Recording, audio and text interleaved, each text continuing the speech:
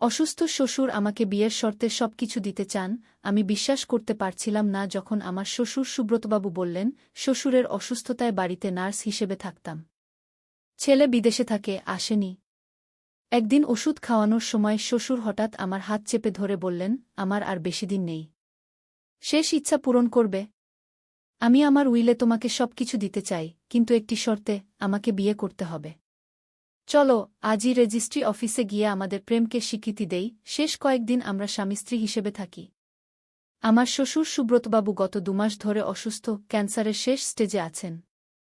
আমার স্বামী বিদেশে একটি প্রজেক্টে আছেন, আসতে পারেননি। আমি শ্বশুরের দেখাশোনা করছি, তার ওষুধ খাওয়া দাওয়া সব আমিই করছি। সেদিন সকালে শ্বশুরকে ওষুধ খাওয়াচ্ছিলাম। তিনি হঠাৎ আমার হাত চেপে ধরলেন। আমি ভাবলাম হয়তো ব্যথা অনুভব করছেন। কি হয়েছে শ্বশুরবাবু? ব্যথা করছে? আমি উদ্বিগ্ন হয়ে জিজ্ঞেস করলাম। তিনি ধীরে ধীরে মাথা নাড়লেন। না বোমা, আমি তোমাকে কিছু বলতে চাই। তারপর তিনি যা বললেন তাতে আমি হতবাক হয়ে গেলাম। শ্বশুরবাবু, আমি ভয়ে পিছিয়ে গেলাম। আপনি কি বলছেন? এসব কি উদ্ভট কথা? আপনি অসুস্থ, আপনার চিন্তাভাবনা ঠিক নেই গু। আমার চিন্তাভাবনা একদম ঠিক আছে বোমা। সুব্রতবাবু আমার হাত আরও শক্ত করে ধরলেন। আমি জানি আমার আর বেশি দিন নেই।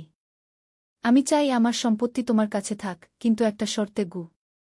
এই গল্পটি সম্পূর্ণ শুনলে আপনাদের পানি অটোমেটিক বের হয়ে যাবে, সো যত দ্রুত সম্ভব হাতের কাছে টিস্যু নিয়ে বসে পড়ো। বিছানার চাদর যেন নষ্ট না হয় সেটা সম্পূর্ণ খেয়াল রাখার অনুরোধ জানিয়ে গল্পটি এখন শুরু করব। তার আগে সর্বশেষ অনুরোধ, দয়া করে এমন পানি বের করার গল্প নিয়মিত শুনতে আমাদের চ্যানেলটি সকলেই সাবস্ক্রাইব করুন। ধন্যবাদ। হ্যালো বন্ধুরা, আমার নাম শ্রাবন্তী রায়। আমার বয়স 42 বছর। আমার স্বামীর নাম অনিন্দ রায়, বয়স 45 বছর। আমাদের 2 সন্তান, অর্ণব আর দীপা। অর্ণব 19 বছর বয়সী, কলেজে পড়ে। দীপা 12 বছর বয়সী, স্কুলে যায়। সেদিন সকালে শ্বশুরকে ওষুধ খাওয়ানোর পর আমি অবাক হয়ে তাকালাম। তার কথাগুলো আমার কানে বাজতে লাগল, আমাকে বিয়ে করতে চান? এ কেমন পাগলামি? আমি তো তার ছেলের বউ, অনিন্দর স্ত্রী। শ্বশুরবাবু, এই প্রস্তাব কি আপনি আমাকে দিচ্ছেন? আপনি ক্যান্সারের শেষ পর্যায়ে আছেন, আপনার মাথায় অনেক চিন্তা আসছে। এটা স্বাভাবিক, আমি ধীরে ধীরে বললাম। তিনি হেসে উঠলেন, ক্ষীণ অথচ চালাক হাসি। না বোমা, আমি ঠিকই বলছি। আমি স্পষ্ট জানি আমি কি বলছি। তুমি আমাকে বিয়ে করো, আর আমার মৃত্যুর পর সব সম্পত্তি তোমার হয়ে যাবে। আমার ছেলে অনিন্দ বিদেশে সুখে আছে, সে তো আমার কোনো খোঁজই রাখে না। তোমাকেই আমার সব দিয়ে যেতে চাই। আমি হতবাক হয়ে শুনছিলাম। এমন রোগী দেখিনি যে মৃত্যুর আগে নিজের পুত্রবধূকে বিয়ে করতে চায়। এ তো পাগলামি ছাড়া কিছু নয়। তবে তার চোখে একটা অদ্ভুত দৃঢ়তা দেখলাম। তিনি যেন পরিষ্কার মাথার সাথেই কথাগুলো বলছেন। কিন্তু এটা তো অসম্ভব শ্বশুরবাবু। আমি তো আপনার ছেলের স্ত্রী। আইনতভাবে আমরা কখনোই বিয়ে করতে পারি না। এছাড়া আমাদের 2টি সন্তান আছে, আর আমাদের তো একটি পরিবার আছে। এসব কি আপনি ভেবেছেন? আমি তাকে বোঝাতে চাইলাম। আমি সব ভেবেচিন্তেই বলছি, তিনি বললেন। আমার কাছে গোপন এক উপায় আছে, এমন একটি উইল যা সব আইনি প্রতিবন্ধকতা অতিক্রম করতে পারবে। আর তুমি জানো না, আমার অনিন্দর সাথে আসলে তোমার বিয়ে কখনোই আইনসম্মত ছিল না গিয়ে। আমি স্তব্ধ হয়ে গেলাম। কি বলছেন এই বৃদ্ধ?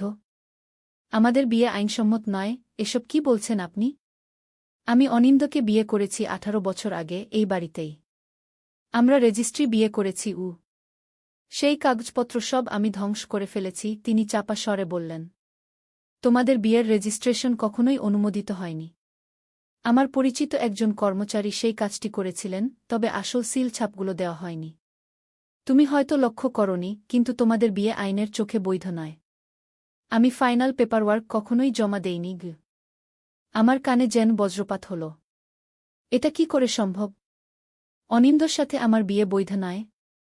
আমার 2টি সন্তান, আমার পুরো জীবন, এসব কি মিথ্যার উপর দাঁড়িয়ে আছে? আপনি মিথ্যা বলছেন। এসব অসম্ভব, আমি চেঁচিয়ে উঠলাম। মিথ্যা? তুমি নিজেই চেক করে দেখো। সিটি কর্পোরেশনে গিয়ে নিজেই খোঁজ করো। তোমাদের বিয়ের কোনো রেকর্ড নেই, তিনি শান্তভাবে বললেন। আমি শেষ বয়সে মিথ্যা বলার জন্য এতটা নিচে নামব কেন? আমার মাথাটা ঘুরতে শুরু করল। এই ক্যান্সার রোগী বৃদ্ধ লোকটি আমার সামনে এমন একটি রহস্য উন্মোচন করছে যা আমার পুরো অস্তিত্বকে প্রশ্নবিদ্ধ করে দিচ্ছে। আমি যদি তো অনিন্দর স্ত্রী না হই, তাহলে আমার সন্তানদের আইনি অবস্থান কি? আমার অধিকারগুলো কি? এই বাড়িতে আমার কি অবস্থান? কেন এমন করলেন? কেন আমাদের বিয়েকে অবৈধ করে রাখলেন? আমি কাপা গলায় জিজ্ঞেস করলাম। সেটাই তো আমার আসল রহস্য, তিনি মৃদু হেসে বললেন। যেদিন তোমাকে প্রথম দেখেছিলাম সেদিনই অনিন্দর বিয়েটা আমি চাইনি। তুমি ছিলে আমার জন্য। আমি বয়স্ক, কিন্তু আমার অনুভূতি ছিল। তবে সমাজের চাপে, ছেলের জেদে আমি সম্মতি দিয়েছিলাম। কিন্তু শেষ পর্যন্ত আমি আমার প্ল্যান ফলো করেছি, তোমাদের বিয়ে আইনিভাবে কার্যকর হতে দেইনি। আমি জানতাম একদিন না একদিন এই সত্য বেরিয়ে আসবে। আমি বিছানার পাশের চেয়ারে বসে পড়লাম। আমার মাথার ভেতর ঘূর্ণি খাচ্ছিল। 18 বছরের বিয়ে, 2টি সন্তান, এসব কি মিথ্যা? এই বিদ্ধু কি আমাকে ফাঁদে ফেলার চেষ্টা করছে? আমি বিশ্বাস করি না, আমি বললাম। আপনি আমাকে ভয় দেখাচ্ছেন যাতে আমি আপনার প্রস্তাবে রাজি হই। তিনি তার বালিশের নিচে হাত দিয়ে একটি খাম বের করলেন। এই দেখো, আমি জানতাম তুমি বিশ্বাস করবে না। এই ফাইলে সবকিছু আছে, কিভাবে তোমাদের বিয়ের কাগজপত্র বানিয়ে রাখা হয়েছিল, কিভাবে আসল রেজিস্ট্রি ফাইল ধ্বংস করা হয়েছিল। সবই আমার নির্দেশে করা হয়েছিল। আমি পুরো জীবন ধরে এই মুহূর্তটির জন্যই অপেক্ষা করেছি। আমার হাত কাঁপতে শুরু করল যখন খামটা নিলাম। এটা খুলতে আমার বুক ধুকপুক করছিল। কি আছে এর ভিতর? আমার জীবনের সবচেয়ে বড় মিথ্যার প্রমাণ? আমি খামটা খুললাম। খামের ভিতর ছিল একটা পুরানো ফটোগ্রাফ, একটা যুবতী মেয়ে আর একজন বয়স্ক পুরুষের ছবি, যারা অনেকটা শ্বশুরবাবু আর আমার মতো দেখতে। আমি অবাক হয়ে ছবিটার দিকে তাকালাম। এটা কি?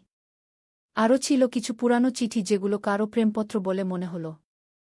তবে সবচেয়ে আশ্চর্যজনক ছিল একটি ছোট টিনের বাক্স। আমি সেটা খুললাম আর স্তব্ধ হয়ে গেলাম। তার ভিতরে ছিল একটা চাবি, ঠিক আমার হাতের কবজির চেইনের চাবির মতোই দেখতে। এই চেইনটা আমাকে অনিন্দ উপহার দিয়েছিল বিয়ের সময়, বলেছিল এটা তার পরিবারের ঐতিহ্য। এগুলো কি? আমি অবাক হয়ে জিজ্ঞাসা করলাম। এটা তোমার মায়ের ছবি, বৃদ্ধ শান্তভাবে বললেন। আমার মালতী উ। আমার মা? কি বলছেন এই লোক? আমার মা-বাবা তো দুর্ঘটনায় মারা গিয়েছিলেন যখন আমি মাত্র 8 বছরের ছিলাম। এরপর আমি মামার বাড়িতে বড় হয়েছি। আমার বাবা-মায়ের সম্পর্কে আমার খুব একটা স্মৃতি নেই। আমার মা? আপনি কি বলছেন? আমি অবিশ্বাস নিয়ে জিজ্ঞাসা করলাম। হ্যাঁ, শ্রাবন্তী। তোমার মা ছিল আমার প্রথম প্রেম। আমরা বিয়ে করতে চেয়েছিলাম, কিন্তু আমার বাবা রাজি হননি। তারপর মালতী চলে গেল, বিয়ে করল অন্য কাউকে। আমি পরে জানতে পারি সে একটি মেয়ের জন্ম দিয়েছে, তোমাকে। আমি বছরের পর বছর অনুসরণ করেছি। তারপর যখন শুনলাম তোমার বাবা-মা দুর্ঘটনায় মারা গেছে, আমি নিজেকে সামলাতে পারিনি। আমি তোমাকে খুঁজে বের করতে চেয়েছিলাম, কিন্তু ততদিনে তুমি তোমার মামার সাথে অন্য শহরে চলে গেছিলে। এটা মিথ্যা, আমি চিৎকার করে উঠলাম। আপনি পাগল হয়ে গেছেন। আপনি আমাকে এভাবে বিভ্রান্ত করার চেষ্টা করছেন কেন? অনিন্দর সাথে তোমার দেখা হওয়া কোনো কাকতালীয় ঘটনা নয়, তিনি আস্তে আস্তে বললেন। আমি সব ব্যবস্থা করেছিলাম। আমি জানতাম যে অফিসে তুমি ইন্টারভিউ দিতে গিয়েছিলে। আমি অনিন্দকে সেখানে পাঠিয়েছিলাম। আমি চেয়েছিলাম তুমি আমার পরিবারের অংশ হও। আমি ভেবেছিলাম এভাবেই তোমাকে কাছে পাব, মালতীর একমাত্র স্মৃতিকে। আমি হাঁফাতে লাগলাম। এত বড় একটা ষড়যন্ত্র?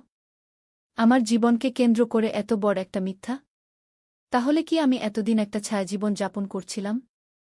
এই বাড়ি, এই পরিবার, এই সম্পর্ক, সবই কি একটা মিথ্যার উপর দাঁড়িয়েছিল? তাহলে অনিন্দ? সে কি জানে এই সত্য? আমি কাপা গলা জিজ্ঞাসা করলাম। না, তিনি বললেন। অনিন্দ কিছুই জানে না। সে ভাবে তোমাদের বিয়েটা সম্পূর্ণ বৈধ। সে জানে না যে আমি তোমাদের পেছনে কি পরিকল্পনা করেছিলাম। অনিন্দ আসলে আমার রক্তের সন্তান নয়। আমরা তাকে দত্তক নিয়েছিলাম, তবে তাকে কখনো সেটা বলিনি। সে মনে করে আমিই তার বাবা। আমার স্ত্রী মারা যাওয়ার পর আমি একাই তাকে বড় করেছি। আমি অবাক হয়ে শুনতে লাগলাম। এত বড় একটা মিথ্যার জাল!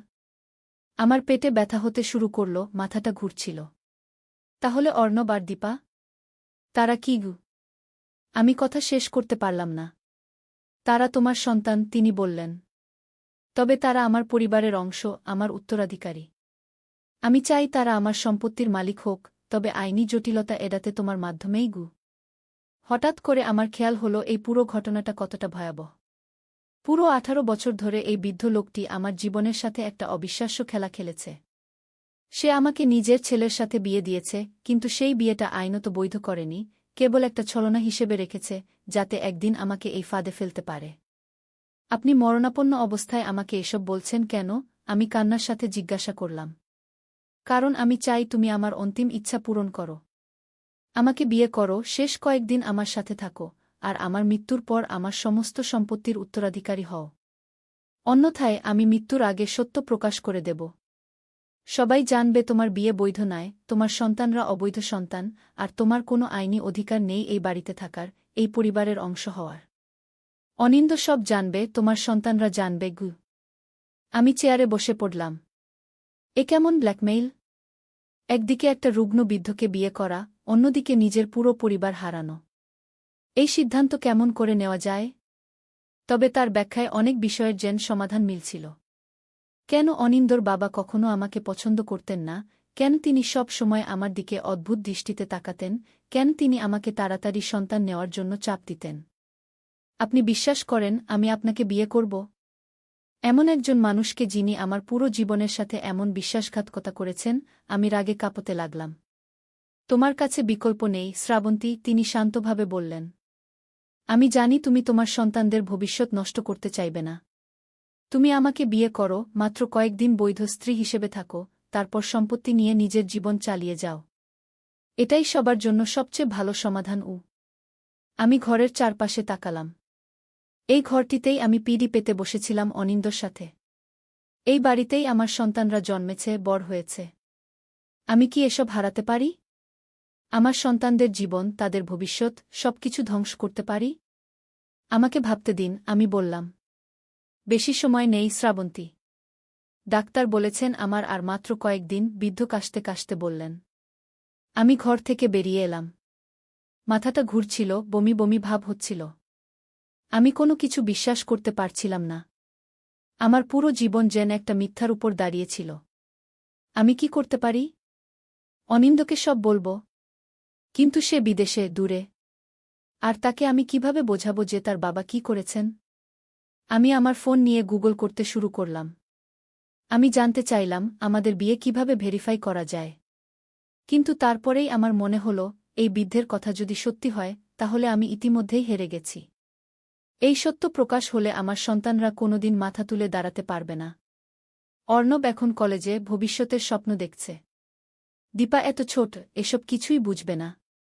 এই সত্য তাদের কি পরিণতি দেবে? আমি রান্নাঘরে গিয়ে দাঁড়ালাম। জানালা দিয়ে বাইরে তাকালাম। ঝা ঝা রোদে আমাদের বাগান ঝলমল করছে। এখানে দীপা দোলনায় দুলত। এখানে অর্ণব ক্রিকেট খেলত। আমি কি এইসব স্মৃতিকে হারাতে পারি? সেদিন সন্ধ্যায় আমি বৃদ্ধের ঘরে ফিরে এলাম। ঠিক আছে, আমি বললাম। আমি আপনার প্রস্তাবে রাজি। কিন্তু আমার শর্ত আছে। বৃদ্ধের চোখে একটা অদ্ভুত আলো জ্বলে উঠল। কি শর্ত, শ্রাবন্তী? আমি আপনাকে বিয়ে করব, কিন্তু একটা নতুন উইল তৈরি করতে হবে। সেখানে লিখতে হবে আপনার মৃত্যুর পর সমস্ত সম্পত্তি আমার 2 সন্তানের নামে হবে, আমার নামে নয়। আমি শুধু অভিভাবক হিসেবে থাকব। এছাড়া আপনি একটা লিখিত স্বীকারোক্তি করবেন যে আপনি আমার আর অনিন্দর বিয়ে আইনতভাবে বৈধ করেননি। সেই স্বীকারোক্তি আমি আমার কাছে লুকিয়ে রাখব। যদি ভবিষ্যতে কেউ আমাদের বিয়ের বৈধতা নিয়ে প্রশ্ন তোলে, আমি সেই স্বীকারোক্তি ব্যবহার করব। এছাড়া আমাদের বিয়ে কেউ জানবে না।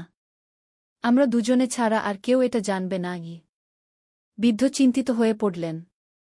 তুমি আমার স্বীকারোক্তি দিয়ে কি করবে? তা আপনার জানার দরকার নেই। আমি শুধু নিজেকে সুরক্ষিত রাখতে চাই। ঠিক আছে, তিনি শেষে বললেন। আমি রাজি আছি। পরের দিন সকালে একজন উকিল এসে নতুন উইল তৈরি করলেন। তিনি আমাদের বিয়েও রেজিস্টার করে দিলেন, একটি ছোট অনুষ্ঠানে, কেবল উকিল আর 2 জন সাক্ষীর উপস্থিতিতে। আমি অদ্ভুত অনুভব করছিলাম, যেন একটা ভয়ঙ্কর পাপ করছি। কিন্তু আমার কাছে বিকল্প ছিল না। 3 দিন পর মাঝরাতে সুব্রতবাবু মারা গেলেন। তিনি শান্তিতে চলে গেলেন, যেন তার জীবনের শেষ চাওয়া পূরণ হয়ে গেছে। অনিন্দ পরের দিনই ফিরে এল। সে জানল না যে তার বাবা মারা যাওয়ার আগে আমাকে বিয়ে করেছেন। সে জানল না তার বাবার সমস্ত সম্পত্তি আমার সন্তানদের নামে উইল করা হয়েছে। সে আমাকে জড়িয়ে ধরে কাঁদছিল। কিন্তু আমার মনে অশান্তি বাসা বেঁধেছিল। আমি এখন একটি কঠিন রহস্যের অংশীদার হয়ে গেছি। আমি সুব্রতবাবুর স্বীকারোক্তি নিয়ে পুরো ঘটনাটা একটি ডায়েরিতে লিখে রাখলাম, আর সেটা একটি লকারে জমা করে রাখলাম। আমি জানতাম এটা আমার বীমা পলিসি, আমার পরিবার রক্ষার জন্য। 1 মাস পরে উকিল আমাদের ডাকলেন উইল পড়ার জন্য।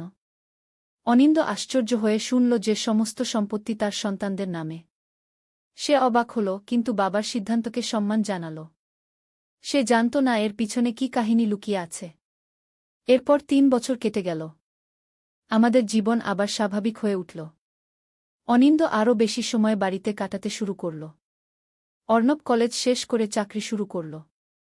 দীপা হাই স্কুলে উঠল। আমরা ভালোই ছিলাম, যদিও আমার মনের ভিতর সব সময় একটা ভয় লুকিয়ে থাকত। তারপর একদিন আমাদের বাড়ির বেসমেন্ট পরিষ্কার করার সময় অনিন্দ একটা পুরনো বাক্স পেল। তার ভিতরে কিছু পুরনো চিঠি, ফটোগ্রাফ আর ডায়েরি। সেগুলো সুব্রতবাবুর। অনিন্দ এসব দেখতে শুরু করল, আর আমি চিন্তায় পড়ে গেলাম। ওই ডায়েরিতে কি সেই রহস্য লুকিয়ে আছে? সেই রাতে ডাইনিং টেবিলে অনিন্দ আমাকে একটা পুরনো ফটোগ্রাফ দেখাল। এরা কে? সে জিজ্ঞেস করল। এটা সেই ফটোগ্রাফ ছিল যেটা সুব্রতবাবু আমাকে দেখিয়েছিলেন, যেখানে আমার মায়ের মতো দেখতে একজন মহিলা আর একজন তরুণ সুব্রতবাবু দাঁড়িয়ে আছেন। আমার বুক ধুকপুক করে উঠল।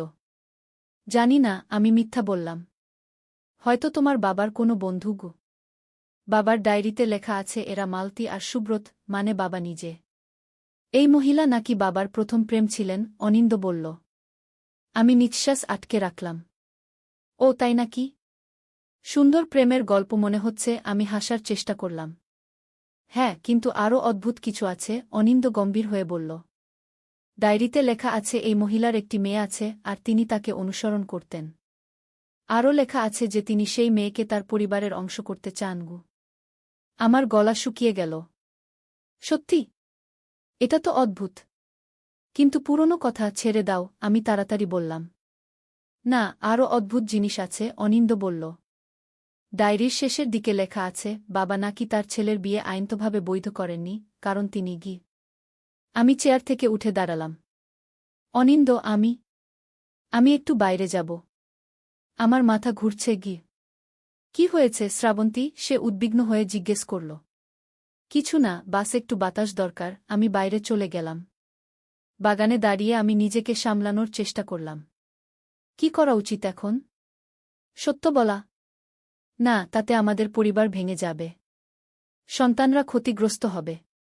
কিন্তু এই মিথ্যা আর কতদিন চলবে? আমি ফিরে এসে দেখলাম অনিন্দ আমার অপেক্ষায় বসে আছে। আমাদের কথা বলতে হবে, সে গম্ভীর স্বরে বলল। আমি বসলাম। হ্যাঁ, বলো। আমি বাবার ডায়েরি পড়ে শেষ করেছি, অনিন্দ বলল। আমি সব জানি শ্রাবন্তী। আমি জানি আমি তার রক্তের সন্তান নই। আমি জানি আমাদের বিয়ে আইনত বৈধ নয়। আমি জানি তার মৃত্যুর আগে তিনি তোমাকে বিয়ে করেছিলেন গু। আমি অবাক হয়ে তাকালাম। অনিন্দ, আমি ব্যাখ্যা করতে পারি, আমি কান্নার সাথে বললাম। শোনো, আমি আর ভবিষ্যতের ব্যাপারে এখন কথা বলতে চাই, অনিন্দ আমার হাত ধরে বলল। আমি জানি তুমি পরিবারকে বাঁচাতে এটা করেছিলে। আমি একটা অদ্ভুত জিনিস বলি, আমি ইতিমধ্যেই আমাদের বিয়ের বৈধতা নিয়ে সন্দেহ করেছিলাম। 5 বছর আগে আমি আমাদের বিয়ের কাগজপত্র খুঁজছিলাম বীমার জন্য, কিন্তু কোনো কাগজ পাইনি। তারপর আমি সিটি অফিসে গিয়ে জানতে পারি যে আমাদের বিয়ের কোনো রেকর্ড নেই। আমি বুঝতে পারিনি কি হয়েছে, কিন্তু আমি তোমাকে বিশ্বাস করি। আমি এটা নিয়ে তোমাকে সমস্যায় ফেলতে চাইনি গি। আমি হতবাক হয়ে গেলাম। তুমি জানতে? আর কেন কিছু বলনি? কারণ আমি তোমাকে ভালোবাসি শ্রাবন্তী, অনিন্দ হাসল। আমি জানি তুমি আমার সন্তানদের মা, তুমি আমার স্ত্রী, আর এটাই আমার কাছে যথেষ্ট। আমি চাই আমরা আবার বিয়ে করি, এবারে সব ঠিক করে, সবকিছু আইনসম্মত করে গি।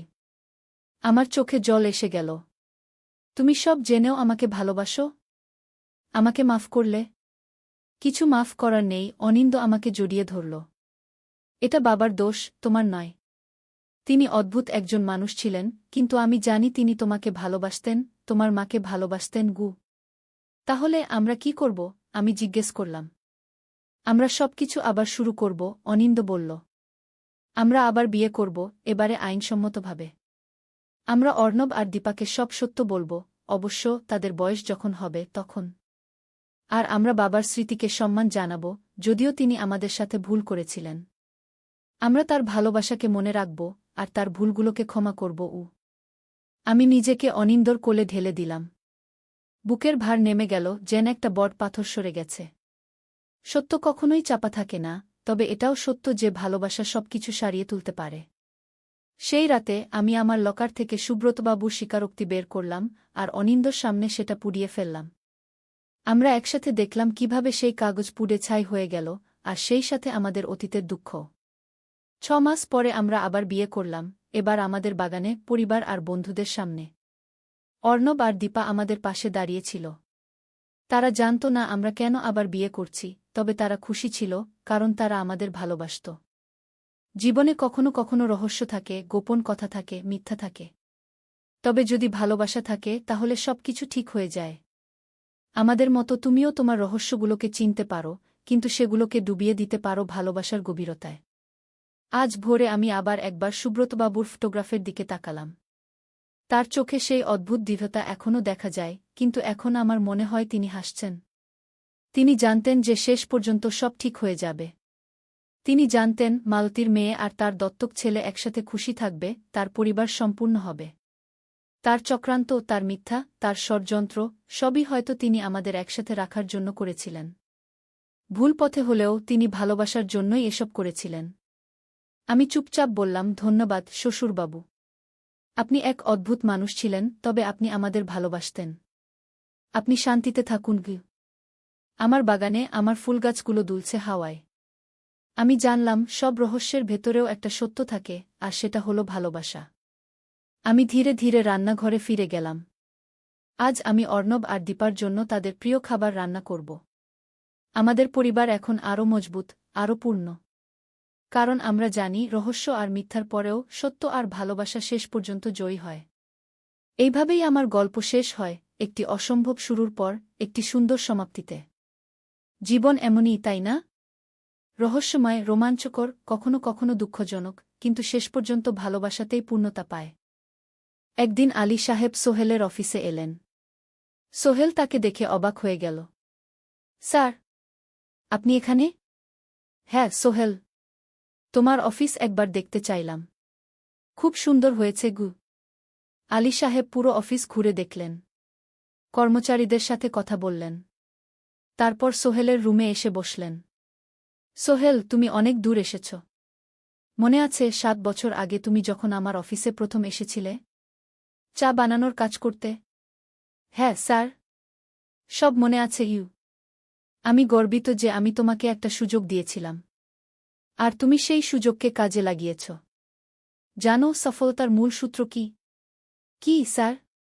কঠোর পরিশ্রম, সততা আর হাল না ছাড়া। তোমার মধ্যে এই 3টা গুণই আছে গু। সোহেল চোখে জল নিয়ে বলল, আপনি না থাকলে আজ আমি এখানে পৌঁছাতে পারতাম না স্যার। না সোহেল, আমি শুধু একটা দরজা খুলে দিয়েছিলাম।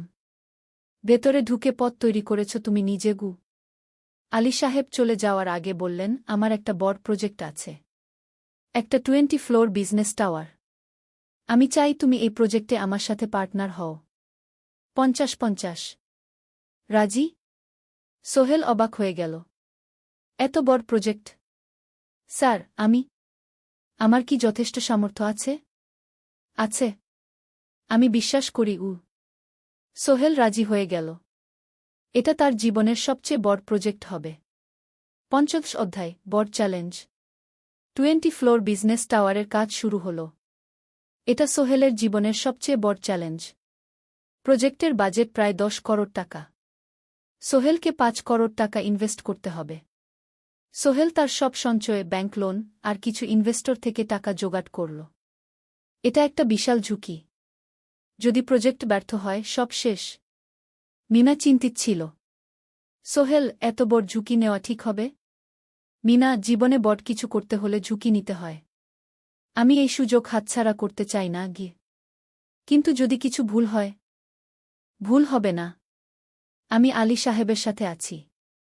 উনি আমাকে গাইড করবেন। প্রজেক্ট শুরু হল।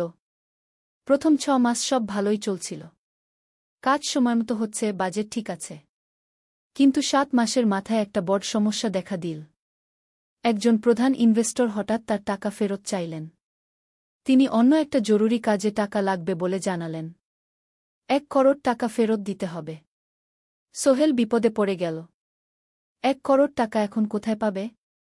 প্রজেক্টে সব টাকা ঢেলে দিয়েছে। সে আলী সাহেবের সাথে কথা বলল। আলী সাহেব বললেন, চিন্তা করো না, আমি ব্যবস্থা করছি। কিন্তু আলী সাহেবও বড় একটা প্রজেক্টে আটকে আছেন। তার হাতে লিকুইড ক্যাশ নেই। সোহেল অন্য ব্যাংক থেকে লোন নেওয়ার চেষ্টা করল। কিন্তু ব্যাংক বলল, ইতিমধ্যে তার অনেক লোন আছে, নতুন লোন দিতে পারবে না। সোহেল রাতে ঘুমাতে পারছিল না। খাওয়া দাওয়া বন্ধ করে দিয়েছিল। মিনা তাকে দেখে খুব চিন্তিত হয়ে গেল। সোহেল, প্লিজ নিজেকে এভাবে শেষ করে ফেলো না। কোনো একটা রাস্তা বের হবেই কি।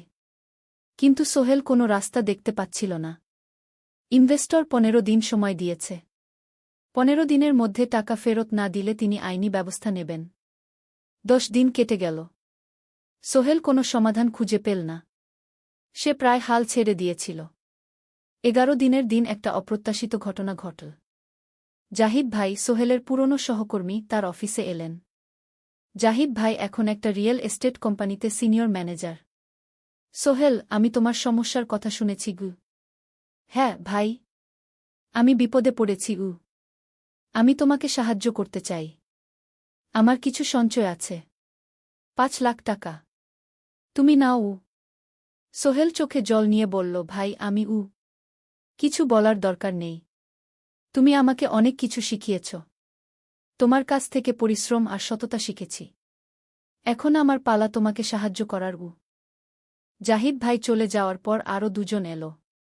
একজন সোহেলের পুরনো ক্লায়েন্ট, আরেকজন তার কর্মচারী। 2 জন মিলে আরও 8 লাখ টাকা দিল। করিম মামা 20 লাখ টাকা ব্যবস্থা করলেন। তার কিছু বন্ধুদের কাছ থেকে ধার করে।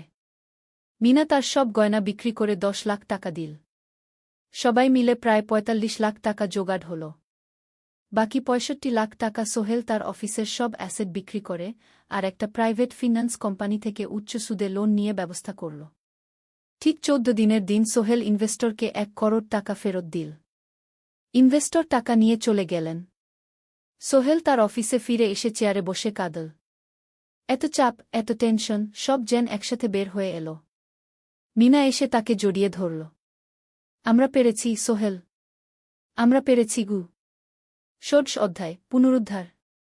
এই ঘটনার পর সোহেল আরও সাবধান হয়ে গেল। সে বুঝল, ব্যবসায় শুধু সাহস নয়, বুদ্ধিও লাগে। ঝুঁকি নিতে হয়, কিন্তু হিসাব করে। প্রজেক্ট চলতে থাকল। এবার সোহেল আরও সতর্কতার সাথে সবকিছু পরিচালনা করল। প্রতিটা খরচ হিসাব করল, প্রতিটা সিদ্ধান্ত ভেবেচিন্তে নিল। আরও 1 বছর পর 20 ফ্লোর বিজনেস টাওয়ার সম্পন্ন হল। চমৎকার বিল্ডিং, শহরের অন্যতম সুন্দর ভবন। বিল্ডিংয়ের উদ্বোধন অনুষ্ঠানে শহরের মেয়র এলেন। অনেক ব্যবসায়ী, সাংবাদিক এলো। সোহেলের নাম পত্রিকায় ছাপা হল। স্বপ্নের শহরে এক তরুণ উদ্যোক্তার সফলতার গল্প। প্রজেক্ট থেকে সোহেলের লাভ হল প্রায় 2 করোড় টাকা। এই টাকা দিয়ে সে সব ঋণ শোধ করল। জাহিদ ভাইয়ের টাকা ফেরত দিল। করিম মামার ঋণ শোধ করল। যারা সাহায্য করেছিল সবাইকে টাকা ফেরত দিল। মিনার জন্য নতুন গয়না কিনল, আরও সুন্দর। তার মাকে গ্রামে একটা নতুন পাকা বাড়ি বানিয়ে দিল। মা কাঁদতে কাঁদতে বললেন, তোর বাবা বেঁচে থাকলে কত খুশি হতো। তুই আমার সব স্বপ্ন পূরণ করেছিস। সোহেল নিজেদের জন্য একটা ফ্ল্যাট কিনল। 4 রুমের ফ্ল্যাট, সমুদ্রের কাছে। এখন আর ভাড়া বাড়িতে থাকতে হয় না। 17 অধ্যায়, প্রতিদান। সোহেল এখন একজন প্রতিষ্ঠিত উদ্যোক্তা। কিন্তু সে তার শেখ ভোলেনি। যে গ্রাম থেকে সে এসেছে, যারা তাকে সাহায্য করেছে, কাউকেই ভোলেনি। সে তার গ্রামে একটা স্কুল বানিয়ে দিল। সোহেল ফাউন্ডেশন স্কুলকে গরিব ছেলেমেয়েরা ফ্রিতে পড়তে পারবে। ভালো শিক্ষক নিযোগ দিল। ভালো পড়াশোনার ব্যবস্থা করল।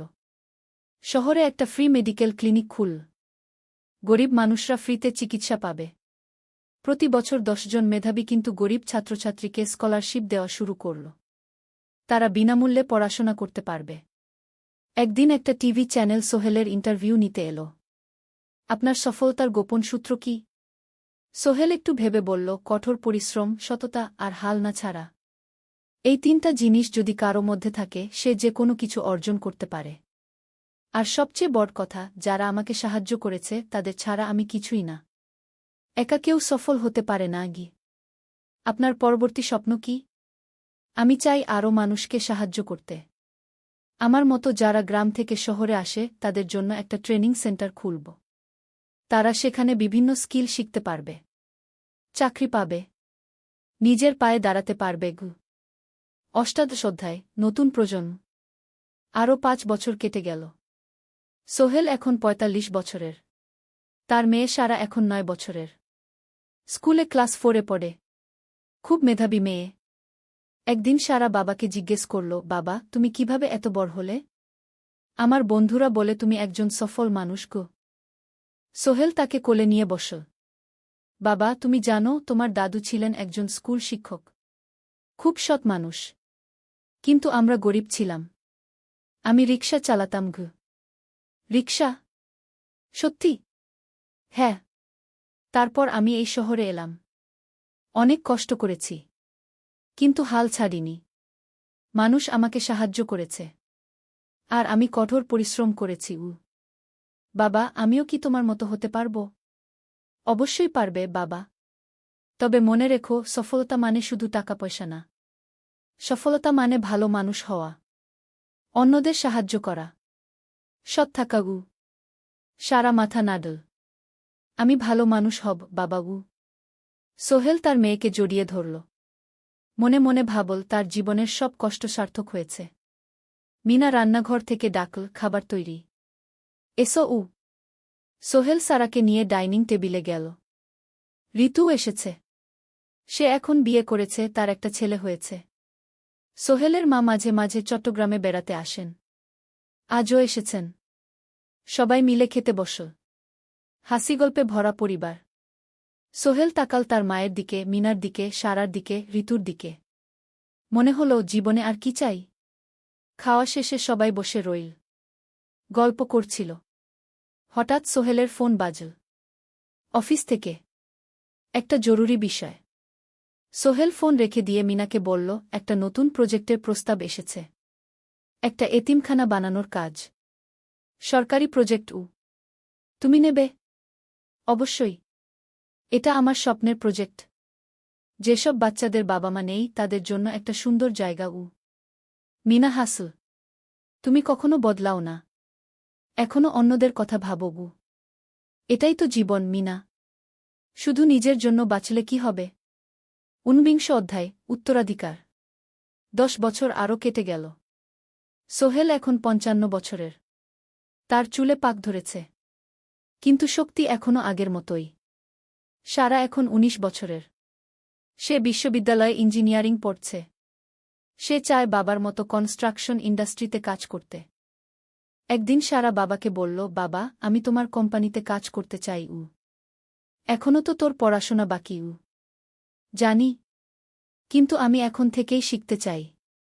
ছুটির দিনে তোমার সাথে সাইটে যেতে চাই। দেখতে চাই কিভাবে কাজ হয়। সোহেল খুশি হয়ে গেল। তার মেয়ে তার পথ অনুসরণ করতে চায়। ঠিক আছে। কিন্তু শর্ত হল, তোকে সবকিছু নিজ থেকে শিখতে হবে। কোনো স্পেশাল ট্রিটমেন্ট পাবি না। আমি তো তাই চাই বাবাগু। সারা তার বাবার সাথে কাজ শিখতে শুরু করল। সে দেখল কিভাবে শ্রমিকরা কাজ করে, কিভাবে ম্যাটেরিয়াল বাছাই করতে হয়, কিভাবে একটা প্রজেক্ট ম্যানেজ করতে হয়। সোহেল তাকে কোনো সহজ পথ দিল না। সারাকেও সবার মতো কষ্ট করতে হল। সাইটে রোদে দাঁড়িয়ে থাকতে হল। শ্রমিকদের সাথে কথা বলতে হল। কিন্তু সারা হাল ছাড়ল না। সে তার বাবার মেয়ে। পরিশ্রম করতে জানে। 3 বছর পর সারা গ্রাজুয়েট হল। সে সোহেলের কোম্পানিতে জুনিয়র প্রজেক্ট ম্যানেজার হিসেবে যোগ দিল। সোহেল ধীরে ধীরে সারাকে বড় দায়িত্ব দিতে শুরু করল। সারা তার বাবার মতোই সৎ, পরিশ্রমী। 20 অধ্যায়, সমাপ্তি নয়, নতুন শুরু। আরও 5 বছর পর। সোহেল এখন 60 বছরের। সে সিদ্ধান্ত নিল, এবার অবসর নেওয়ার সময় এসেছে। কোম্পানির দায়িত্ব সারাকে দেবে। একটা অনুষ্ঠান করা হল। সোহেল আনুষ্ঠানিকভাবে কোম্পানির চেয়ারম্যান পদ থেকে অবসর নিল। সারা হল নতুন ম্যানেজিং ডিরেক্টর। সোহেল তার বক্তব্যে বলল, আমি যখন এই শহরে এসেছিলাম আমার পকেটে ছিল মাত্র ৫,০০০ টাকা, একটা ছোট্ট ব্যাগ, আর অনেক স্বপ্ন। আজ ৪০ বছর পর আমি পেছনে ফিরে তাকাই, দেখি একটা দীর্ঘ পথ। সেই পথে অনেক কষ্ট ছিল, অনেক বাধা ছিল, কিন্তু ছিল অনেক ভালোবাসাও, অনেক মানুষের সাহায্যও। আমি বিশ্বাস করি সফলতা একা আসে না, এটা আসে অনেক মানুষের সমর্থন, ভালোবাসা আর বিশ্বাস নিয়ে। আমি যা কিছু অর্জন করেছি তা আমার একার না, এটা আমার পরিবারের, আমার কর্মচারীদের, আমার বন্ধুদের, সবার। আজ আমি আমার মেয়ে সারার হাতে এই দায়িত্ব তুলে দিচ্ছি। আমি জানি সে আমার চেয়ে ভালো করবে, কারণ সে শিখেছে আমার ভুল থেকে, আমার অভিজ্ঞতা থেকে। অনুষ্ঠান শেষ হল, সবাই চলে গেল। সোহেল আর মিনা অফিসে একা দাঁড়িয়ে রইল। মিনা, মনে আছে আমরা প্রথম কখন দেখা হয়েছিলাম? হ্যাঁ, তোমার সেই ছোট্ট মুদি দোকানে। তুমি বিস্কুট কিনতে এসেছিলে। কে ভেবেছিল সেই দিন থেকে আমাদের এই পর্যস্বপ্নের শহর। প্রথম অধ্যায়, যাত্রা শুরু। সকাল ৭টা বেজে গেছে। ঢাকার কমলাপুর রেলস্টেশনে মানুষের ভিড়। চারদিকে চা বিস্কুট বিক্রেতাদের চিৎকার, ট্রেনের হর্ন আর যাত্রীদের কোলাহল। এই বিশাল ভিড়ের মধ্যে একটা ছোট্ট ব্যাগ হাতে দাঁড়িয়ে আছে সোহেল। বয়স মাত্র ২২। গায়ের রং শ্যামলা, চোখে স্বপ্নের ঝিলিক। ভাইজা, চট্টগ্রামের টিকিট আছে? সোহেল টিকিট কাউন্টারের সামনে দাঁড়িয়ে জিজ্ঞেস করল। আছে। ৩০ টাকা। কাউন্টারের লোকটা উত্তর দিল। সোহেল তার পকেট থেকে টাকা বের করল। মোট ৫,০০০ টাকা। এই টাকা সে জমিয়েছে গত ৩ বছরে রিকশা চালিয়ে। তার স্বপ্ন ছিল চট্টগ্রাম গিয়ে একটা ভালো চাকরি পাওয়া। গ্রামে আর থাকতে চায় না সে। বাবা মারা গেছেন ১০ বছর আগে। মা আর ছোট বোন ঋতুকে নিয়ে সংসার চালাচ্ছিল রিকশা চালিয়ে। কিন্তু এভাবে তো আর সারা জীবন চলবে না। টিকিট কেটে সোহেল প্ল্যাটফর্মে এল। ট্রেন ছাড়বে আর মাত্র ১৫ মিনিট পরে। সে একটা বেঞ্চে বসে পড়ল। ব্যাগটা বুকের কাছে চেপে ধরল। এই ব্যাগে আছে তার সব সম্পদ, কিছু কাপড়, একটা ছোট্ট ফটো ফ্রেমে বাবা মায়ের ছবি, আর কিছু টাকা। কোথায় যাচ্ছেন? পাশে বসা একজন বয়স্ক মানুষ জিজ্ঞেস করলেন। চট্টগ্রাম কাকা। চাকরি খুঁজতে যাচ্ছি। কে? সোহেল বিনয়ের সাথে উত্তর দিল। ভালো, তবে শহরে সাবধানে থাকবেন। শহর মানে অনেক সুযোগ, কিন্তু অনেক ফাঁদও আছে। বয়স্ক লোকটা বললেন। সোহেল মাথা নাড়ল। সে জানে শহরের জীবন সহজ না, কিন্তু তার কোনো বিকল্প নেই। গ্রামে রিকশা চালিয়ে মাসে ৩,৫০০ টাকা আয় হতো। তার মধ্যে সংসার চালাতে হতো, বোনের স্কুলের খরচ দিতে হতো, মায়ের ওষুধের খরচ দিতে হতো। কিছুই বাঁচত না। আর এই জীবন থেকে বেরোনোর একটাই পথ, শহরে গিয়ে ভালো কাজ খুঁজে নেওয়া।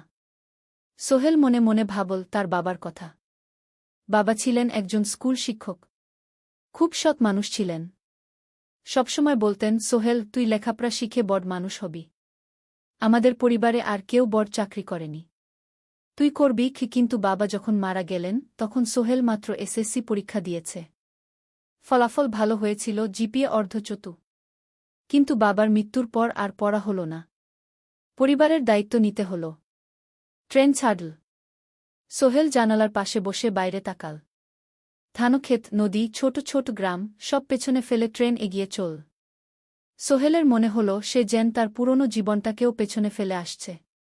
ট্রেনে একজন হকার এসে চা বিক্রি করছিল। সোহেল একটা চা কিনল। ১০ টাকা। চা খেতে খেতে সে ভাবছিল, চট্টগ্রাম পৌঁছে কি হবে? করিম মামা তাকে সাহায্য করবেন তো? চাকরি পাওয়া যাবে তো? করিম মামা আসলে সোহেলের খুব দূর সম্পর্কের মামা। সোহেলের দাদির বোনের ছেলে। অনেক বছর আগে গ্রাম ছেড়ে চট্টগ্রামে চলে গিয়েছিলেন। সেখানে একটা কনস্ট্রাকশন কোম্পানিতে কাজ করেন। বছরে একবার দুবার গ্রামে আসতেন। গত বছর যখন এসেছিলেন তখন সোহেলের মাকে বলেছিলেন সোহেলকে চট্টগ্রাম পাঠান, আমি একটা কাজের ব্যবস্থা করে দেব। সেই কথাতেই ভরসা করে সোহেল আজ এই যাত্রা। দ্বিতীয় অধ্যায়, নতুন শহর। চট্টগ্রাম পৌঁছাতে প্রায় ৬ ঘণ্টা লেগে গেল। দুপুর ১টা বাজে। সোহেল স্টেশন থেকে বের হয়ে শহরের রাস্তায় দাঁড়াল। কি বিশাল শহর! এত গাড়ি, এত মানুষ। চারদিকে উঁচু উঁচু বিল্ডিং, দোকানপাট, মানুষের ভিড়। সোহেল কিছুক্ষণ দাঁড়িয়ে থাকল সব কিছু দেখতে দেখতে। তার মনে হচ্ছিল সে যেন অন্য কোনো পৃথিবীতে এসে পড়েছে। তার পকেটে একটা ছোট্ট কাগজ আছে। সেখানে লেখা একটা ঠিকানা, করিম মিয়া, বাড়ি নং 23, রোড নং 5, আগ্রাবাদ, চট্টগ্রামকে। সোহেল একটা রিকশা ডাকল। কত নেবেন আগ্রাবাদ যেতে? 50 টাকা গু। সোহেল রিকশায় উঠল। রাস্তার দুধারে দোকান, মার্কেট, অফিস, সব কিছু দেখতে দেখতে সে অবাক হয়ে গেল। এত বড় শহর, এত কিছু! গ্রামের সেই ছোট্ট বাজারের সাথে কোনো তুলনাই হয় না। প্রায় আধা ঘন্টা পর রিকশা একটা পুরনো বাড়ির সামনে থামল। 3 তলা বাড়ি, কিন্তু রং উঠে গেছে। সিঁড়ি দিয়ে উঠে 3য় তলায় করিম মামার ফ্ল্যাটে নক করল। দরজা খুলল এক মধ্যবয়সী মহিলা। কে? আসসালামু আলাইকুম আপা। আমি সোহেল। নোয়াখালীর গ্রাম থেকে এসেছি। করিম মামা বাড়িতে আছেন? মহিলা তাকে মাথা থেকে পা পর্যন্ত দেখল। করিম তো অফিসে গেছে। তুমি কে? কোথা থেকে এসেছ? সোহেল সব খুলে বলল। মহিলা তাকে ভেতরে ঢুকতে দিল। বসো। করিম সন্ধ্যায় ফিরবে গু। ফ্ল্যাটটা ছোট। 2টো রুম, একটা ছোট্ট রান্নাঘর আর একটা বাথরুম। কিন্তু সোহেলের কাছে খুব সুন্দর লাগল। গ্রামের সেই টিনের ঘরের চেয়ে তো অনেক ভালো। মহিলা তার নাম জানাল সালমা। করিম মামার স্ত্রী। তাদের 2টো ছেলে, একজন ক্লাস 8-এ পড়ে, আরেকজন ক্লাস 5-এ। খেয়েছ? সালমা আপা জিজ্ঞেস করল। না আপা গু। অপেক্ষা করো।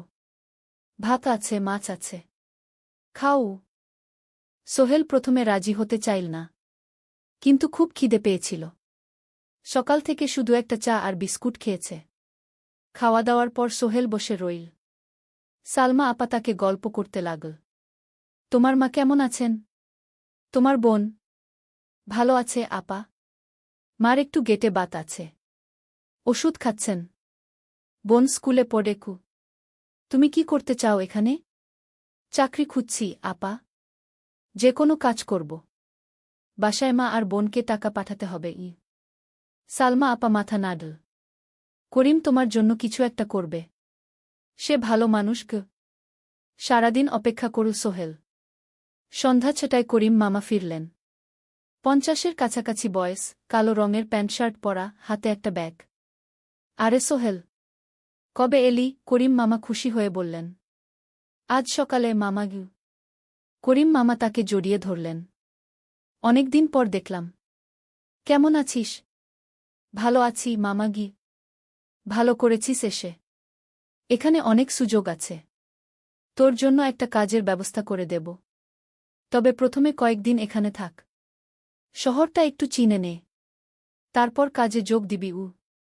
সোহেলের মনে আসার আলো জ্বল। সে ভাবল হয়তো তার ভাগ্য এবার পাল্টাবে। 3য় অধ্যায়, প্রথম চাকরি। 1 সপ্তাহ পরে করিম মামা সোহেলকে তার কোম্পানিতে নিয়ে গেলেন। কোম্পানির নাম আলামিন কনস্ট্রাকশন। অফিসটা শহরের কেন্দ্রে, 5 তলা একটা বিল্ডিংয়ের দোতলায়। মালিক আলী সাহেব। 50-এর কাছাকাছি বয়স, মোটা চেহারা, চোখে সোনার ফ্রেমের চশমা। বড়লোক মানুষ, কিন্তু খুব কড়া। এই ছেলেটাকে কি কাজে লাগাবেন? আলী সাহেব করিম মামাকে জিজ্ঞেস করলেন। স্যার, ও আমার আত্মীয়। গ্রাম থেকে এসেছে। খুব পরিশ্রমী। যে কোনো কাজে লাগাতে পারেন। আলী সাহেব সোহেলের দিকে তাকালেন। তুমি কি পড়েছ? Sir, SSC pass. জিপিএ অর্ধচতু। হুম। ভালো। কম্পিউটার চালাতে পারো? না স্যার, পারি না। কিন্তু শিখতে চাই। আলী সাহেব একটু ভাবলেন। ঠিক আছে। তোমাকে অফিসের কাজে রাখব। ফাইল গুছানো, চা বানানো, কাগজপত্র নিয়ে যাওয়া, না এসব। মাসে 5,000 টাকা। রাজি আছো? জি স্যার। সোহেল খুশি হয়ে গেল। 5,000 টাকা। রিকশা চালিয়ে 3,500 পেত। এখানে 5,000। কাজ শুরু হলো পরদিন থেকে। সকাল 8টায় অফিসে যেতে হয়, ফিরতে হয় সন্ধ্যা 7টায়। প্রথম দিন সোহেল ঘুম থেকে উঠল ভোর 5টায়। তৈরি হয়ে 7:30টায় অফিসের উদ্দেশ্যে বের হল। করিম মামার বাড়ি থেকে অফিস প্রায় 5 কিলোমিটার। বাসে যেতে হয়। অফিসে পৌঁছে সোহেল দেখল সেই প্রথম আলী সাহেব এখনো আসেননি। অফিস খোলা ছিল না। ৮-১০ মিনিট পর একজন লোক এসে অফিস খুল। তুমি নতুন? জি। আমি সোহেল গু। আমি জাহিদ, অ্যাসিস্ট্যান্ট ম্যানেজার। এসো উ। জাহিদ ভাই সোহেলকে সব কিছু দেখাল। অফিসে মোট ৬ জন কর্মচারী। ২ জন ইঞ্জিনিয়ার, একজন অ্যাকাউন্ট্যান্ট, একজন অ্যাসিস্ট্যান্ট ম্যানেজার, জাহিদ ভাই, একজন রিসেপশনিস্ট, আর এখন সোহেল। সোহেলের কাজ শুরু হলো চা বানানো দিয়ে। তারপর অফিস পরিষ্কার করা, ফাইল গুছানো, কাগজপত্র এক জায়গা থেকে আরেক জায়গায় নিয়ে যাওয়া। কাজ কঠিন না, কিন্তু সারাদিন দৌড়ঝাঁপ করতে হয়। দুপুরে খাবারের জন্য আধা ঘণ্টা বিরতি। সোহেল একটা ছোট হোটেলে গিয়ে ভাতরাল তরকারি খেল। ৫০ টাকা। সন্ধ্যায় অফিস বন্ধ হল। সোহেল ক্লান্ত হয়ে বাসায় ফিরল।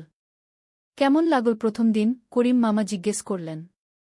ভালো মামা। অনেক কিছু শিখলাম গ। প্রথম মাসের শেষে সোহেল বেতন পেল ৫,০০০ টাকা। সে ৩,০০০ টাকা মাকে পাঠাল। মা ফোনে কাঁদতে লাগলেন। আল্লাহ তোকে ভালো রাখুক সোহেল উ। সোহেলের চোখেও জল এল। তার মনে হল সে একটা বড় কাজ করতে পেরেছে। চতুর্থ অধ্যায়, শহরের জীবন। ৩ মাস কেটে গেল।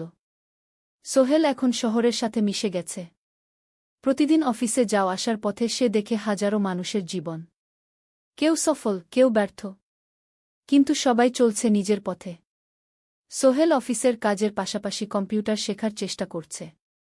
অফিসে একটা কম্পিউটার আছে। যখন কেউ ব্যবহার করে না, তখন সোহেল একটু একটু শিখার চেষ্টা করে। জাহিদ ভাই তাকে সাহায্য করেন। সোহেল, তুমি যদি কম্পিউটার ভালোভাবে শিখতে পারো, তাহলে তোমার ভবিষ্যৎ উজ্জ্বল। জাহিদ ভাই একদিন বললেন। কিভাবে শিখব ভাই? ট্রেনিং সেন্টারে যাও। সন্ধ্যায় ক্লাস আছে।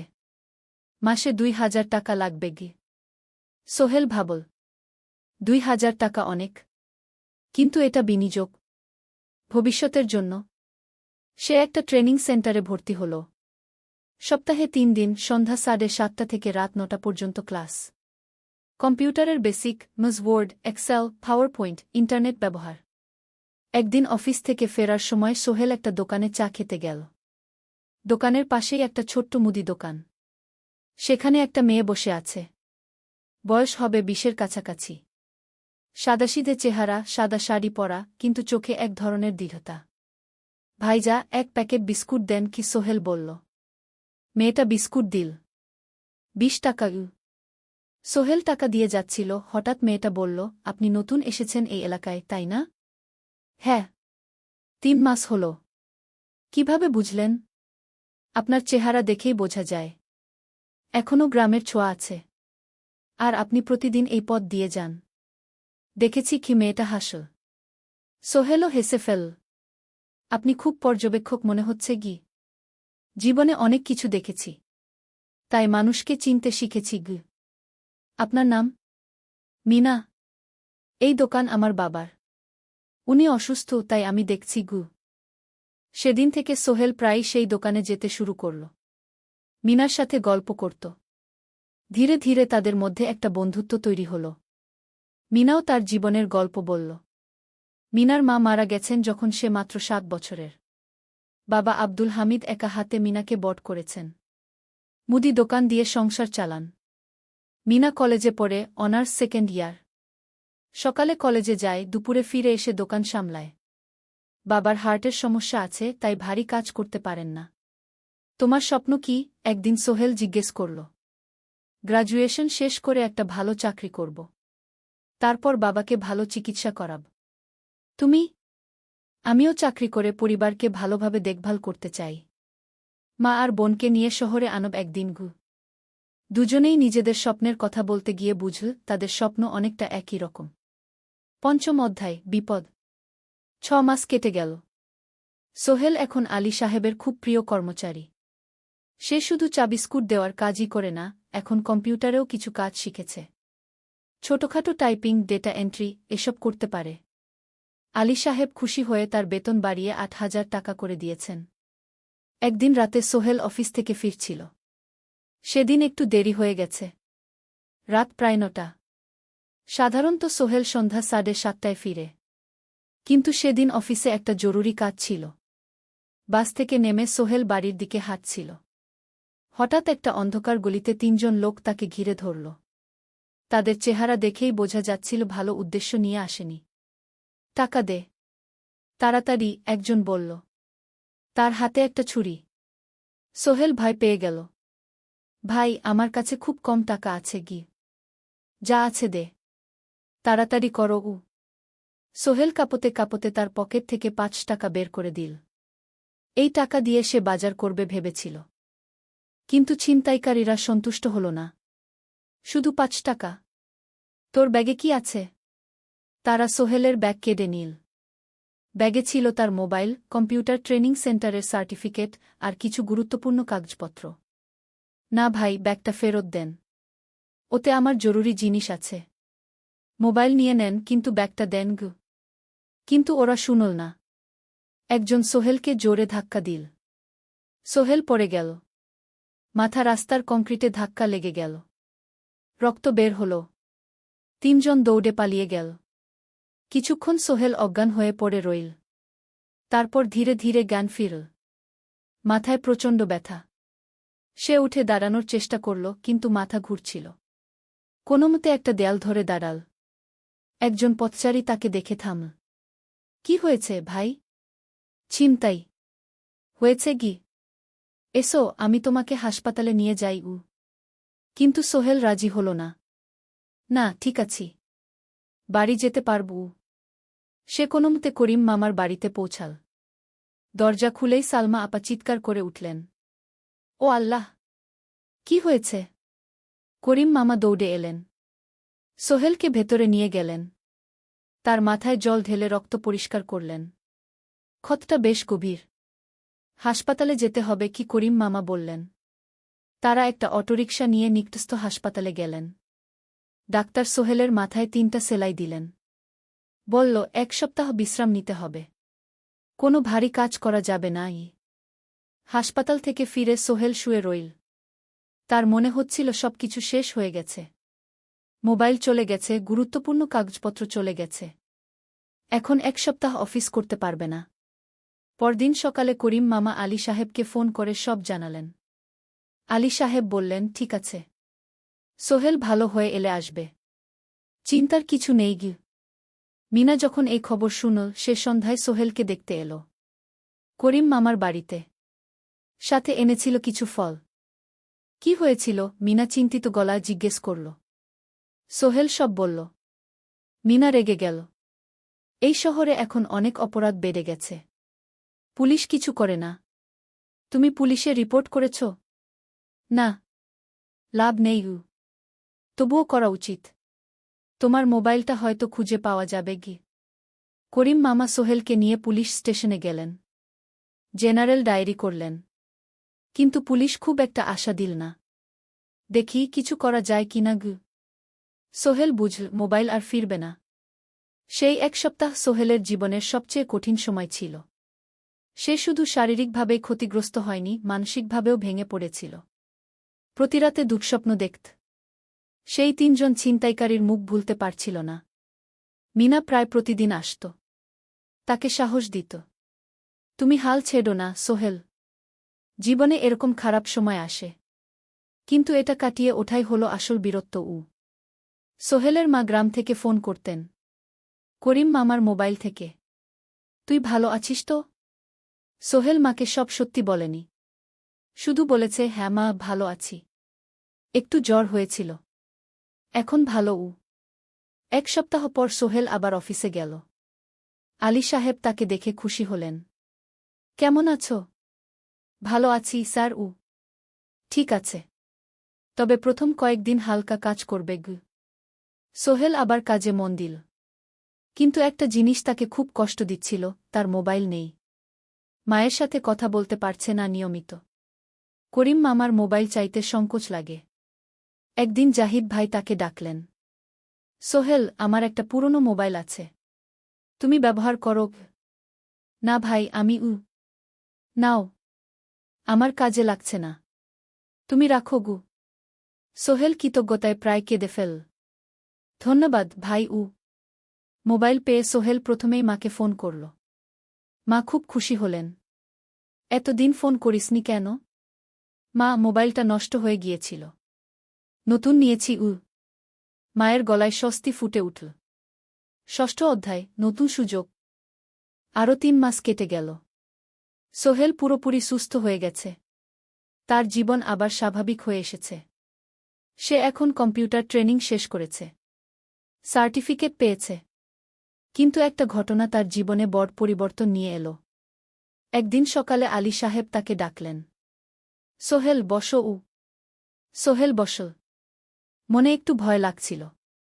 আলী সাহেব কি তাকে বকবেন? সোহেল, তুমি তো এখন কম্পিউটার চালাতে পারো? জি স্যার, একটু একটু শিখেছি। ভালো। আমি তোমার কাজ দেখছি। তুমি খুব পরিশ্রমী আর সৎ। আমাদের কোম্পানিতে এরকম মানুষের দরকার।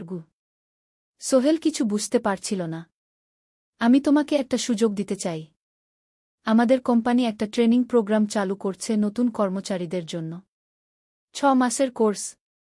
কম্পিউটার অ্যাকাউন্টিং, ভবন নির্মাণের হিসাব নিকাশ, প্রজেক্ট ম্যানেজমেন্ট সব শিখবে। কোম্পানি সব খরচ দেবে। ট্রেনিংয়ের সময় তোমার বেতনও চলবে। রাজি আছো? সোহেল বিশ্বাস করতে পারছিল না। স্যার, সত্যি? আমাকে এত বড় সুযোগ দিচ্ছেন? হ্যাঁ। তুমি ভালো ছেলে, পরিশ্রমী। আমি তোমাকে এগিয়ে দিতে চাই। ভবিষ্যতে তুমি এই কোম্পানির একজন গুরুত্বপূর্ণ কর্মচারী হবে। সোহেল কৃতজ্ঞতায় প্রায় কেঁদে ফেল। ধন্যবাদ স্যার। আমি কঠোর পরিশ্রম করব। আমি জানি।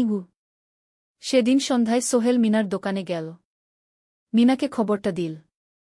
মিনা খুব খুশি হল। তার চোখে জল এসে গেল। তুমি পারবে সোহেল। আমি জানি। সোহেল তার মা আর বোনকেও ফোন করে খবরটা দিল। মা কাঁদতে লাগলেন। তোর বাবা বেঁচে থাকলে কত খুশি হতো। ট্রেনিং শুরু হলো পরের মাস থেকে। প্রতিদিন সকালে 3 ঘন্টা ক্লাস, তারপর বাকি সময় অফিসের কাজ। ক্লাসে 5 জন নতুন কর্মচারী। সবাই তরুণ, উৎসাহী। শিক্ষক ছিলেন একজন অভিজ্ঞ ইঞ্জিনিয়ার। নাম রহিম স্যার। তিনি খুব ভালোভাবে সব কিছু বুঝাতেন। কম্পিউটার অ্যাকাউন্টিং, এক্সেলে জটিল ক্যালকুলেশন, প্রজেক্টের বাজেট তৈরি, সময় ব্যবস্থাপনা সব। সোহেল পুরো মনোযোগ দিয়ে শিখতে লাগল। সন্ধ্যায় বাড়ি ফিরে প্র্যাকটিস করত। করিম মামার ছেলের কাছ থেকে একটা ল্যাপটপ ধার নিত কখনো কখনো। 6 মাস পরে ট্রেনিং শেষ হল। সবাই সার্টিফিকেট পেল। আলী সাহেব একটা অনুষ্ঠান করলেন। সোহেল সেরা পারফর্মার হিসেবে একটা বিশেষ পুরস্কার পেল, 5,000 টাকা বোনাস। আলী সাহেব ঘোষণা করলেন, সোহেল, আজ থেকে তুমি আমাদের জুনিয়র অ্যাকাউন্ট অ্যাসিস্ট্যান্ট।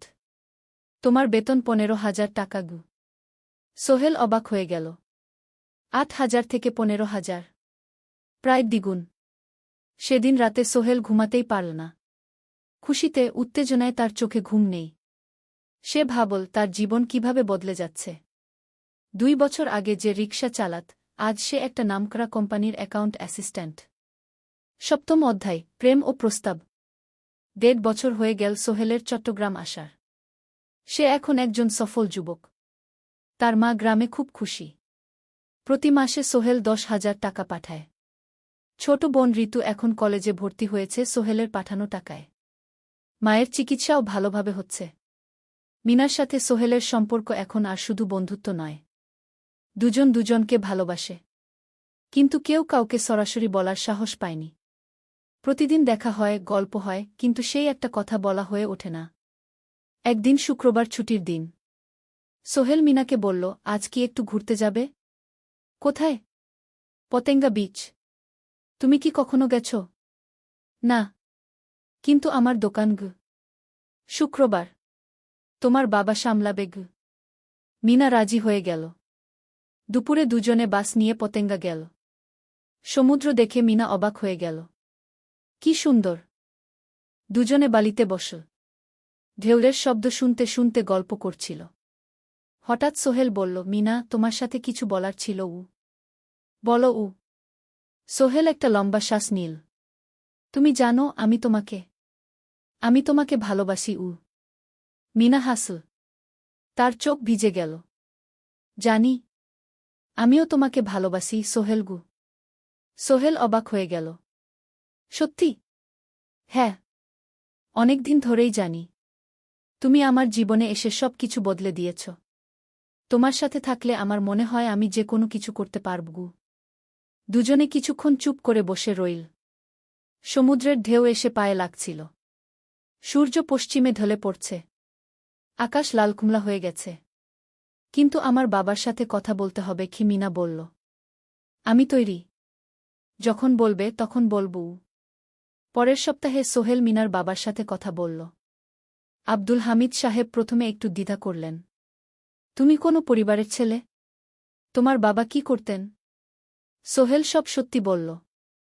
তার বাবা ছিলেন স্কুল শিক্ষক। মারা গেছেন 10 বছর আগে। মা গ্রামে থাকেন। ছোট বোন কলেজে পড়ে। তুমি নিজে কি করো? আমি আলামিন কনস্ট্রাকশন কোম্পানিতে জুনিয়র অ্যাকাউন্ট অ্যাসিস্ট্যান্ট। মাসে 15,000 টাকা বেতন। আব্দুল হামিদ সাহেব ভাবলেন। তারপর বললেন, দেখো মিনা আমার একমাত্র সন্তান। তার মা নেই। আমি একা তাকে বড় করেছি। আমি চাই মিনা একজন ভালো ছেলের সাথে বিয়ে হোক।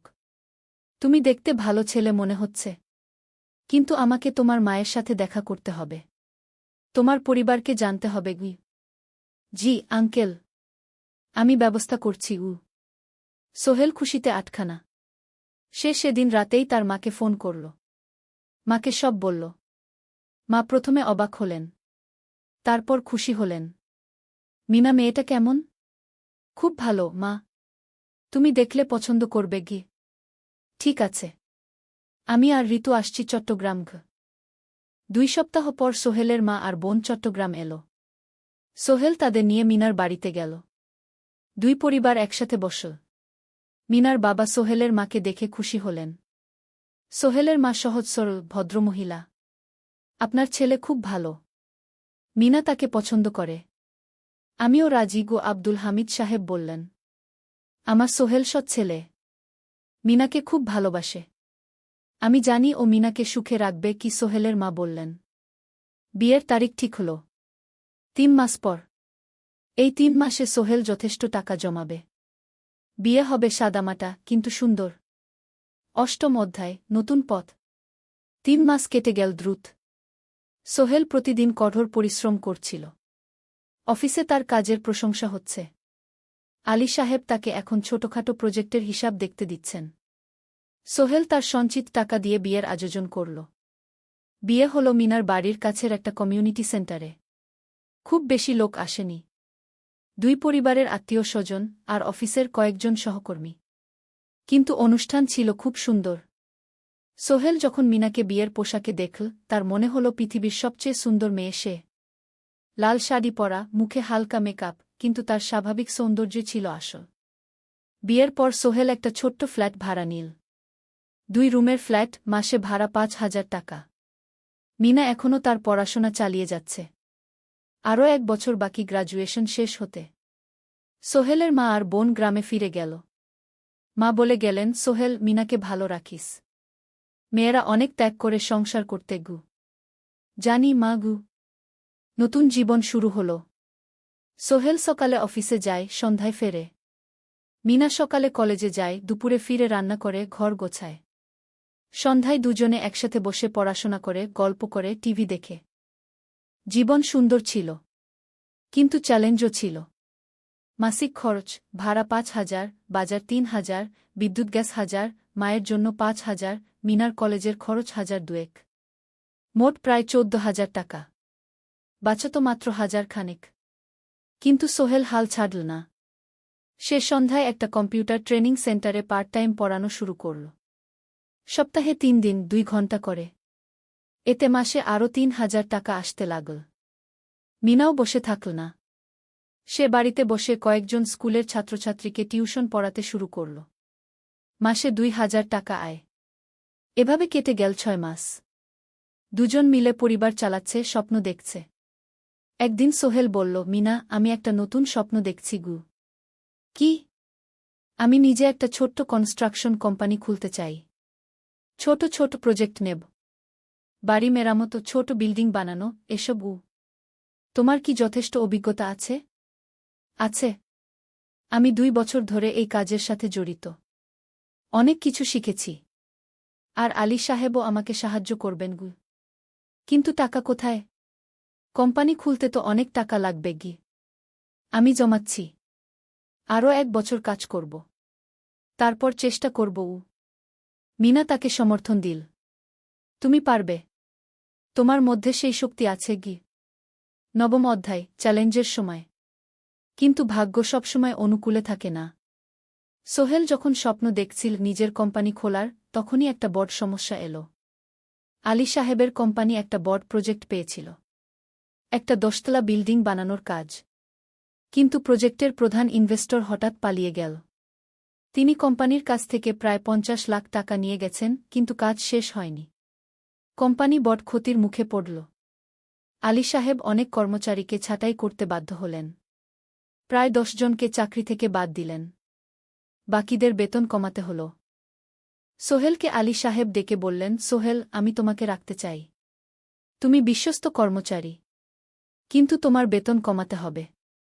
15,000 থেকে 10,000 সোহেল মনে মনে চিন্তায় পড়ে গেল। 10,000 টাকায় সংসার চলবে কিভাবে? মায়ের খরচ, ভাড়া, বাজার সব মিলিয়ে তো 14,000 টাকা লাগে। কিন্তু সে কিছু বলল না। ঠিক আছে স্যার। বাড়ি ফিরে সোহেল মিনাকে সব বলল। মিনা চিন্তিত হয়ে গেল। এখন কি হবে? চিন্তা করো না। আমি পার্ট টাইম টিউশনির সময় বাড়াব। আর তুমিও বেশি করে টিউশন নাও। কিন্তু আমার তো পড়াশোনাও আছে জানি। কিন্তু এখন এটাই করতে হবে সোহেল সন্ধ্যায় আরও 2টো জায়গায় পার্ট টাইম কাজ খুঁজল। একটা দোকানের সন্ধ্যায় হিসাব দেখার কাজ পেল, মাসে 2,000 টাকা। আরেকটা জায়গায় সপ্তাহান্তে কম্পিউটার রিপেয়ারের কাজ পেল, মাসে 1,500 টাকা। মিনাও 3 জন নতুন স্টুডেন্ট নীল টিউশনে। তার আয় বাড়ল 2,000 থেকে 3,500-এ। কঠিন সময় ছিল। সোহেল সকাল 8টায় অফিসে যেত, সন্ধ্যা 6টায় ফিরত। তারপর একটু বিশ্রাম নিয়ে 7:30টায় বের হতো পার্ট টাইম কাজে। রাত 10টায় বাড়ি ফিরত। রবি সোমবার কম্পিউটার রিপেয়ারের কাজ। মিনাও সকালে কলেজে যেত, দুপুরে ফিরে রান্না করত, তারপর বিকেলে টিউশন পড়াত। রাতে খাওয়া দাওয়ার পর পড়াশোনা করত। দুজনেরই শরীর খারাপ হতে শুরু করল। সোহেল একদিন অফিসে অজ্ঞান হয়ে পড়ে গেল। ডাক্তার দেখাতে নিয়ে গেল। ডাক্তার বলল, অতিরিক্ত পরিশ্রম, শরীরে পুষ্টির অভাব, ঠিকমতো খাচ্ছেন না মনে হচ্ছে সত্যি কথা, খরচ বাঁচাতে সোহেল আর মিনা অনেক সময় কম খেত। মাংস মাছ কিনত সপ্তাহে একদিন, বাকি সময় শাকসবজি, ডাল। মিনা সোহেলকে বলল, আর নয় সোহেল, তুমি এভাবে নিজেকে শেষ করে ফেলছ। আমার পড়াশোনা বন্ধ করে দিই। আমি ফুল টাইম চাকরি করি না, সোহেল জোর দিয়ে বলল। তোমার পড়াশোনা বন্ধ হবে না। আরও মাত্র 6 মাস বাকি। তুমি গ্রাজুয়েট হবেই কিন্তু তুমি আমি ঠিক হয়ে যাব। চিন্তা করো না কিন্তু পরিস্থিতি আরও খারাপ হলো যখন সোহেলের মায়ের অসুখ হল। হার্টের সমস্যা। হাসপাতালে ভর্তি করতে হল। খরচ 50,000 টাকা। সোহেলের হাতে এত টাকা কোথায়? সে করিম মামার কাছে ধার চাইল। করিম মামা 20,000 টাকা দিলেন। বাকি 30,000 টাকা সোহেল একটা এনজিও থেকে ঋণ নিল। সুদের হার মাসে 2%। মায়ের চিকিৎসা হল। তিনি সুস্থ হয়ে গেলেন। কিন্তু সোহেল এখন ঋণের বোঝায় পড়ে গেল। প্রতি মাসে 3,000 টাকা করে কিস্তি দিতে হবে। সেই রাতে সোহেল আর মিনা বিছানায় শুয়ে কথা বলছিল। সোহেল বলল, মিনা, আমি মনে হয় ভুল করেছি। শহরে এসে বিয়ে করে তোমাকে কষ্টে ফেলেছি মিনা তার হাত ধরল। না সোহেল, তুমি ভুল করনি। জীবনে এরকম খারাপ সময় আসে, কিন্তু এটা কাটিয়ে ওঠাই হলো আসল শক্তি। আমরা একসাথে আছি, একসাথে থাকব। সব কিছু ঠিক হয়ে যাবে মিনার কথায় সোহেল একটু সাহস পেল। হ্যাঁ, হাল ছাড়া যাবে না। 10ম অধ্যায়, আলোর দিকে। 3 মাস পরে পরিস্থিতি একটু ভালো হতে শুরু করল। আলী সাহেবের কোম্পানি একটা নতুন প্রজেক্ট পেল, একটা স্কুল বিল্ডিং বানানোর কাজ। কোম্পানি আবার স্থিতিশীল হতে শুরু করল। আলী সাহেব সোহেলকে ডেকে বললেন, সোহেল, আমি তোমার কঠোর পরিশ্রম দেখেছি। খারাপ সময়েও তুমি কোম্পানি ছেড়ে যাওনি। আমি কৃতজ্ঞ। আজ থেকে তোমার বেতন আবার 15,000 টাকা। সোহেল খুশি হয়ে গেল। ধন্যবাদ স্যার। মিনাও গ্র্যাজুয়েশন শেষ করল। ভালো ফলাফল করল। সে এখন চাকরি খুঁজছে। একদিন মিনা একটা প্রাইভেট স্কুলে শিক্ষিকার ইন্টারভিউ দিতে গেল। ইন্টারভিউ ভালো হল। তাকে নিযোগ দেওয়া হল। বেতন 12,000 টাকা। সেদিন সন্ধ্যায় দুজনে মিলে একটা ছোট্ট পার্টি করল। একটা বিরিয়ানি কিন, কোমল পানীয় কিন।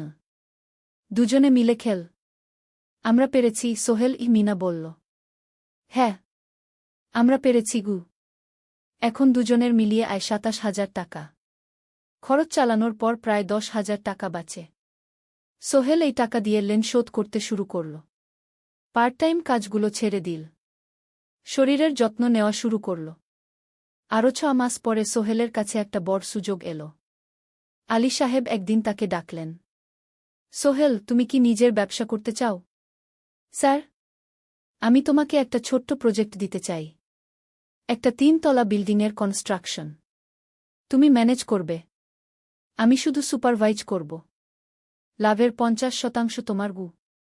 সোহেল ভাবল, এটা একটা বড় সুযোগ। কিন্তু ঝুঁকিও আছে। যদি কাজটা ভালোভাবে না হয়? স্যার, আমি চেষ্টা করব। কিন্তু যদি ভুল হয়? ভুল হবে না। আমি তোমার উপর বিশ্বাস রাখছি। তুমি পারবে গু। সোহেল রাজি হয়ে গেল। এই প্রজেক্ট তার জীবনে টার্নিং পয়েন্ট হতে পারে। 11 অধ্যায়, স্বপ্ন পূরণের পথে। পরের 6 মাস সোহেল খুব কঠোর পরিশ্রম করল। প্রজেক্টটা ম্যানেজ করা সহজ ছিল না। শ্রমিক নিযোগ, ম্যাটেরিয়াল কেনা, কাজের তদারকি, সময়মতো কাজ শেষ করা, সব দায়িত্ব তার। প্রথম 2 মাস খুব চাপের মধ্যে গেল। একদিন একজন শ্রমিক কাজ করতে গিয়ে আহত হল। সোহেল তাকে হাসপাতালে নিয়ে গেল, তার চিকিৎসার খরচ দিল। এতে প্রজেক্টের বাজেট একটু বাড়ল, কিন্তু সোহেল জানত এটা করা দরকার। আরেকদিন ভুল ম্যাটেরিয়াল ডেলিভারি হল। সোহেল সেগুলো ফেরত পাঠাল, সঠিক জিনিস আনাল।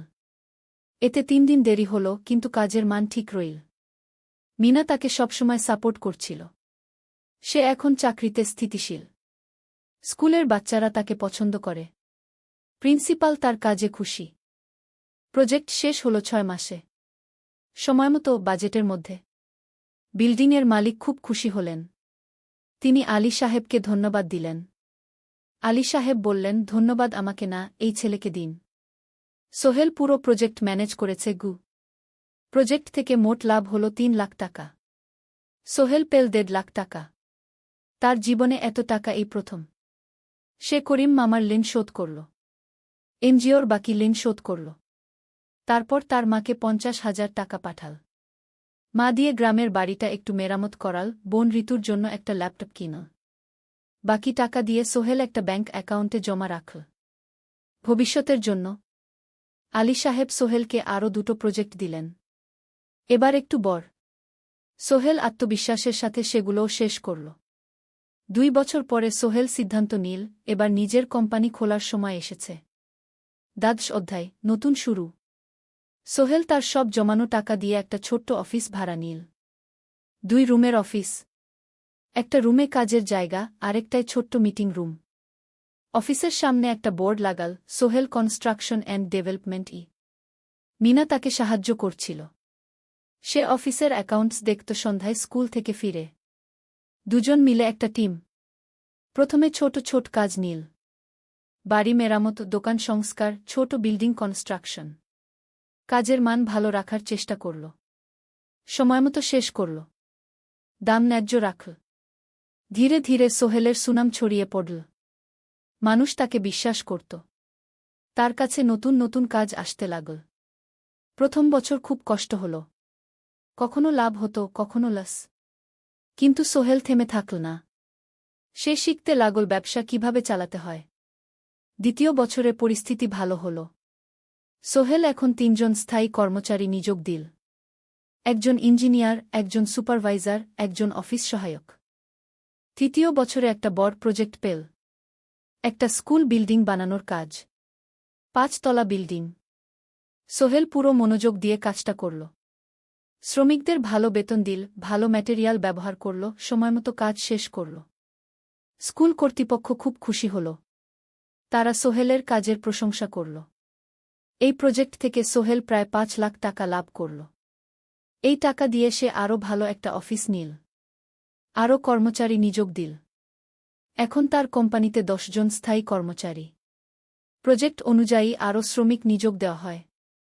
13 অধ্যায় পরিবার। এদিকে সোহেল আর মিনার সংসারেও খুশির খবর এল। মিনা গর্ভবতী। 9 মাস পর তাদের একটা মেয়ে হল। নাম রাখল সারা। সারা যখন জন্মাল, সোহেলের মা আর বোন চট্টগ্রামে এল। মা 1 মাস থেকে গেলেন। মিনাকে সাহায্য করলেন। সোহেল এখন একটা বড় ফ্ল্যাট ভাড়া নিয়েছে। 3 রুমের ফ্ল্যাট। একটা রুমে সোহেল, মিনা, একটায় সারা, আরেকটায় অতিথি রুম। মায়ের জন্য সোহেল সিদ্ধান্ত নিল তাকে চট্টগ্রামে নিয়ে আসবে। গ্রামে একা থাকা ঠিক না। কিন্তু মা রাজি হলেন না। না বাবা, আমি গ্রামেই থাকব। এখানে আমার পরিচিত মানুষ আছে। তোর বোনকে নিয়ে যা। ও ঢাকায় পড়ছে, চট্টগ্রামে এনে ভালো কোথাও ভর্তি করিয়ে দেগি। সোহেল তাই করল। ঋতুকে চট্টগ্রাম বিশ্ববিদ্যালয়ে ভর্তি করিয়ে দিল। ঋতু এখন সোহেলের ফ্ল্যাটে থাকে, বিশ্ববিদ্যালয়ে পড়ে। সোহেলের মনে হল তার জীবন এখন পরিপূর্ণ। স্ত্রী, মেয়ে, বোন সবাই তার কাছে। ব্যবসা ভালো চলছে। মা গ্রামে সুখে আছেন। 14 অধ্যায় সফলতার শিখরে। 5 বছর কেটে গেল। সোহেল এখন একজন সফল উদ্যোক্তা। তার কোম্পানি কি সোহেল কনস্ট্রাকশন অ্যান্ড ডেভেলপমেন্ট এখন চট্টগ্রামে বেশ পরিচিত। প্রায় 30 জন কর্মচারী তার অধীনে কাজ করে। সোহেল এখন শুধু ছোট প্রজেক্ট করে না, বড় বড় প্রজেক্টও করে। একটা 8 তলা বিজনেস কমপ্লেক্স বানানোর কাজ পেয়েছে। একটা হাসপাতাল বিল্ডিং বানাচ্ছে। মিনা এখনও স্কুলে পড়ায়। সে এখন ভাইস প্রিন্সিপাল। সাথে সোহেলের কোম্পানির অ্যাকাউন্টস ম্যানেজার। দুজন মিলে ব্যবসা চালা। সারা এখন 4 বছরের। স্কুলে ভর্তি হয়েছে। খুব চালাক মেয়ে। ঋতু বিশ্ববিদ্যালয় থেকে গ্রাজুয়েট হয়ে একটা ব্যাংকে চাকরি পেয়েছে।